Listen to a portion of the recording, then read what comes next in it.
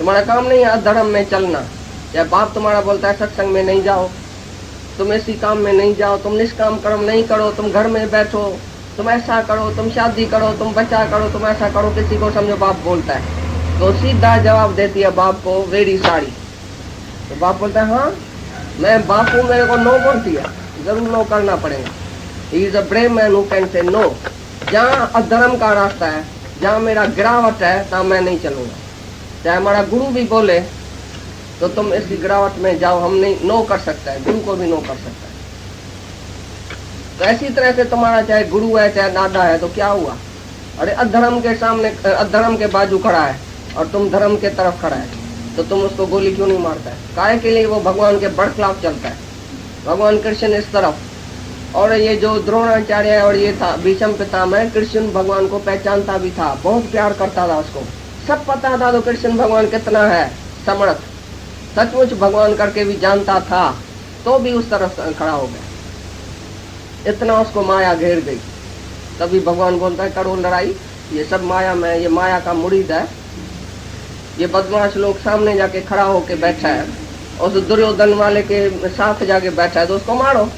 तो जो अधर्म में है तुम उसको एकदम नो कर सकता है, किसी बात में भी अपोजिट बोल सकता है उसी से, क्योंकि ये धर्म की बात है। अभी तुमको ज्ञान है, तुमको कोई भी अज्ञान की बात करता है घर में, तो तुम उसको नो बोल सकता है, चाहे कितनी भी लड़ाई हो जाए। अगर ऐसा नहीं करेगा तो तुम दब जाएगा, तुम्हारा धर्म, तुम्हारा सच जो है अंदर दब जाएगा। सच में शक्ति है, ये सब नो करने की पावर है सच्चाई वाले में। ये जो भीष्म पितामह है, उसने शादी नहीं किया, ब्रह्मचर्य का व्रत रखा था। उसने बोला चांद अपना धर्म बदला देवे, सूरज अपना धर्म बदला देवे, धरती अपने धर्म से हट जाए, लेकिन मैं ब्रह्मचर्य में रहूंगा सारी उम्र। ऐसा बैठ के प्रतिज्ञा किया। इतना सच्चा था, तो भी देखो माया कैसी है, कैसे उसको अधर्म के तरफ घसीट के गई। कितना बुद्धिमान, कितना तेजस्वी, छोटेपन से ये ब्रह्मचर्य में रहने वाला, इतना होशियार आदमी, तो भी देखो तो उसकी बुद्धि जीवा में आके और कैसे माया उसको घेर लेती है, बड़े बड़े बुद्धिमानों को भी। तभी भगवान ने बोला गोली लगाओ सबको, क्योंकि वो धर्म के तरफ है, अधर्म के तरफ है, हम धर्म के तरफ से। राज भोगूंगा ना, भोग भोगूंगा, मेरे को नहीं चाहिए ये राज। मैं इतने बड़े को मार के राज करूं, हाथ अपना रक्त से रंग के और मैं राज करूं? राज मेरे को चाहिए क्या? सुख चाहिए क्या? भाई मैं बड़े को नहीं मारूंगा, ये बड़ा पाप हो जाएगा। अर्जुन बेचारा अज्ञान में इधर मर्यादा पुरुषोत्तम होके बैठा है। जैसे तुम मर्यादा करता है ना बड़ों की झूठ मूठ में, ऐसा ये मर्यादा बेचारा करता है। बोलता है ये तो बड़ा है, मैं छोटा हूँ, मैं इसको मार के और हाथ रंग के और ऐसा बैठ के पीछे राज करूं, तब मेरा मित्र मैर क्या कहेगा? भाई ये अर्जुन अपने दादे को, गुरु को मार के भी राज करता है। देखो अर्जुन बेचारे की हिम्मत बहुत अच्छी है, जैसे तुम सब बैठे थे ऐसा अर्जुन ही था। तुम भी ऐसी मर्यादा करता है जैसे अर्जुन बेचारा बोलता है मैं मर्यादा करूंगा बड़े की, पूजनीय है। तो इधर भगवान बोलता है पूजनीय बुजनीय कोई नहीं है, नहीं बड़ा नहीं छोटा, बस जो अधर्म के रास्ते में है तुमको वो बस मारना है उसी को, तुम धर्म के रास्ते आगे बढ़ो।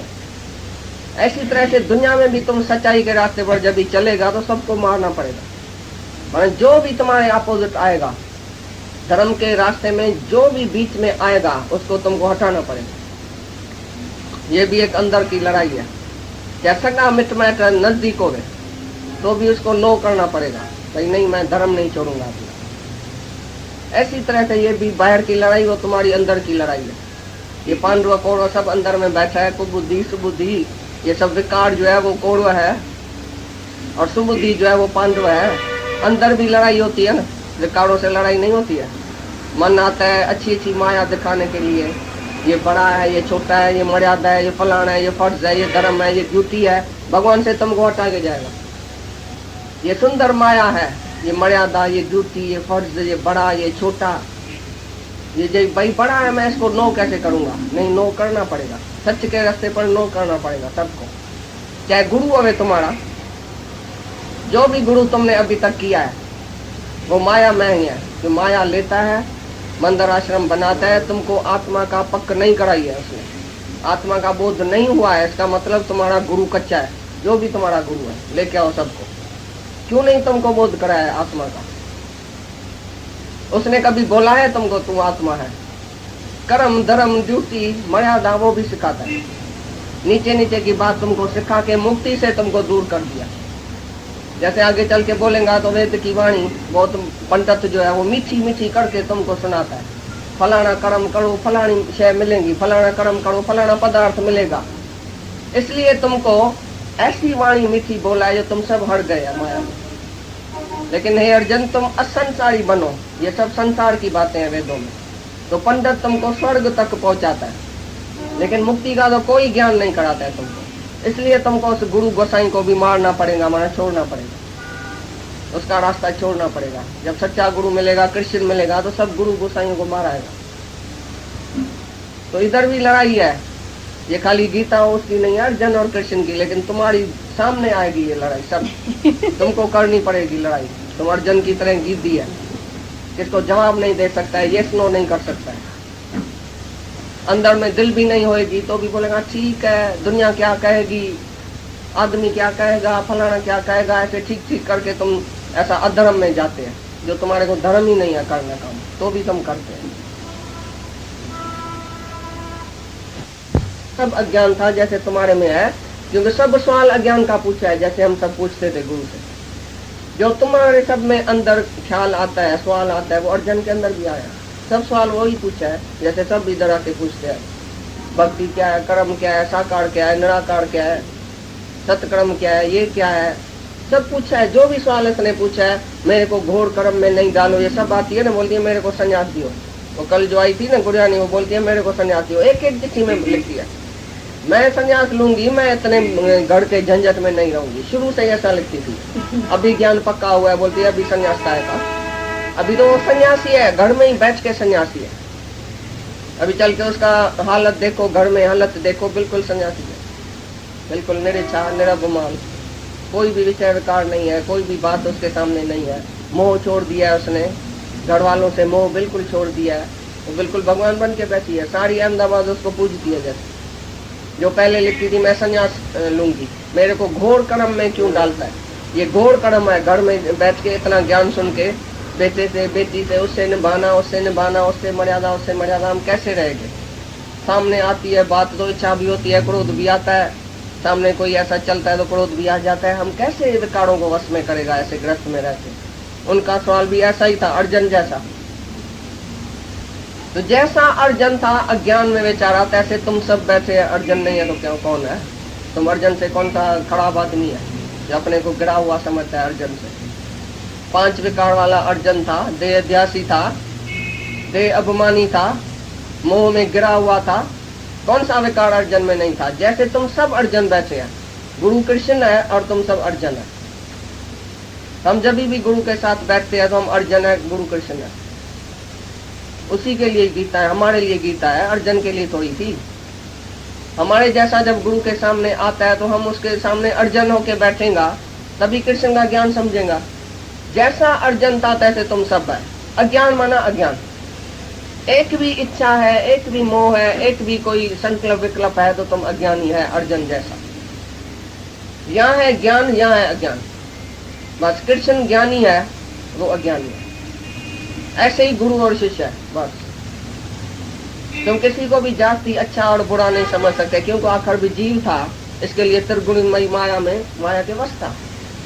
कभी पूछता है मन मारना बहुत मुश्किल है, अरे बहुत चंचल है, मैं समर्थ नहीं हूँ, मैं अपने को नहीं समर्थ समझता हूँ, मैं मन को नहीं वश कर सकता हूँ। सबका यही सवाल है जो भी आते हैं। बहुत मुश्किल है, माया बड़ी दुष्कर है, माया बड़ी ऐसी है। वो सेम बात करता है जैसा तुम सब करता है। तो अर्जुन कौन सा बड़ा आदमी था? माँ बाप का बेटा था, जैसे तुम सब बेटा है माँ बाप का। तुम भगवान का बेटा नहीं है, अर्जुन भी माँ बाप का बेटा था।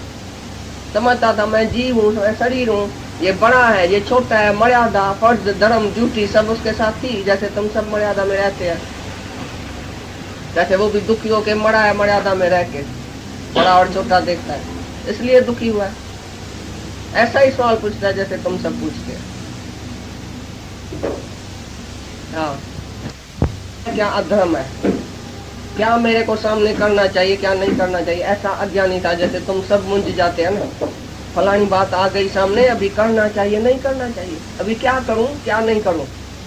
सब आदमी ऐसे जीव भाव में उलझन में आ जाता है। जो कर्ता भाव में है वो हमेशा उलझन में आएगा। कभी न कभी सामने धर्म संकट आ जाएगा। अभी ये धर्म है या ये धर्म है। लक्ष्मण के सामने धर्म संकट आ गया। जब रामचंद्र ने बोला तो तुम सीता को छोड़ के कहाँ भी नहीं जाना और लकीर ऐसा पहन के जाना। अभी सीता बोले और लक्ष्मण को, यहाँ तुम डरी तो दैतन जे डर में, यहाँ तो खियाए डो अंदर में। सीता बोलती है लक्ष्मण को, इतना लक्ष्मण जिसने कभी शक्ल नहीं देखी थी किसी औरत की, सदाई पाँव देखती थी। तो उसको बोलता है इतना बेचारा ब्रह्मचर्य में रह के इतना सीता के लिए उसको भाव था अच्छा। तो सीता उसको बोलती है तुमको डो अंदर में है, यहाँ तक डरी तो दैतन जे डर में। क्यों नहीं जाता है रामचंद्र को ऐसा भाई छुड़ाने के लिए। रामचंद्र को किसी ने पकड़ा है। हाँ हाँ जी रावण जी सजी माया। तो लक्ष्मण बेचारा धर्म संकट में आ गया, मैं क्या करूं क्या नहीं करूं। ऐसी तरह हर एक तुम कभी न कभी धर्म संकट में आ जाता है। अर्जुन भी बेचारा धर्म संकट में आ गया, मेरा धर्म क्या है अधर्म क्या है, मैं क्या करूं क्या नहीं करूं, लड़ाई करूं या नहीं करूं। बेचारा बहुत मुंझ गया है। तो बोलता है हमको पता भी नहीं है कि हमारा धर्म क्या है नहीं धर्म क्या है, हम जीतेंगे या हारेंगे, क्या होएगा, काहे के लिए हम लड़ाई के मैदान में आके लड़ाई का कर्म करता है, क्यों करता है। वो समझता है हम पाप में आ गए, पाप करते हैं। और कृष्ण को भी बोलता है हम काहे के लिए इधर आ गए लड़ाई के लिए।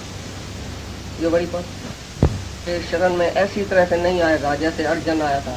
तब तक गुरु का जरूर नहीं है बोलना। गुरु कभी भी किसको सलाह नहीं देवे जब तक ऐसी शरण में कोई नहीं आए।